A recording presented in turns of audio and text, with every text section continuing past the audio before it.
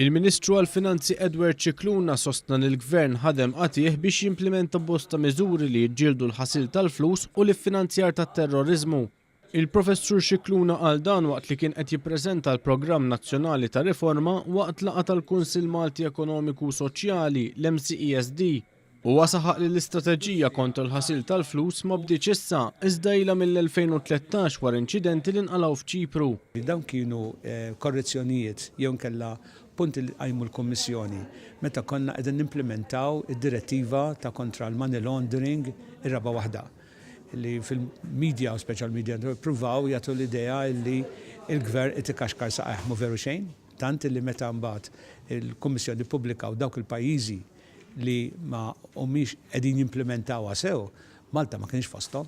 Fil-preżentazzjoni tiegħu lill-membri tal-MCESD, il-Ministru Edward Cicluna stqar li pajjiżna se jkompli jagħmel tkabbir ekonomiku anke jekk il-livell tiegħu jista' jinżel xi ftit. Jidher ukoll li pajjiżna għandu ekonomija mħalta sew u spjega li jekk settur jotor oqsma oħra lesti biex ipattu u għalhekk l-ekonomija ma tiġix affettwata ħafna. ċaħat li tkabbir ekonomiku ġej biss mis-settur pubbliku u sostna li s-settur privat qed ikompli jkabbar is-sem tiegħu fl-ekonomija.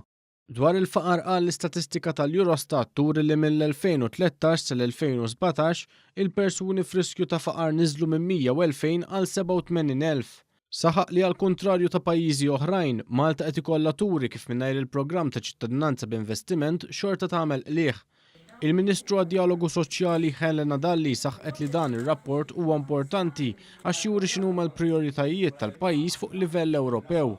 Min-naħa tiegħu is-Segretarju Parlamentari Aron Farrugia qal kif skont ir-rapport l-Istitut Bruegel Malta kienet ir-raba' l-iktar pajjiż fl-Unjoni Ewropea li għatwa r-rakkomandazzjonijiet tal-Kummissjoni Ewropea.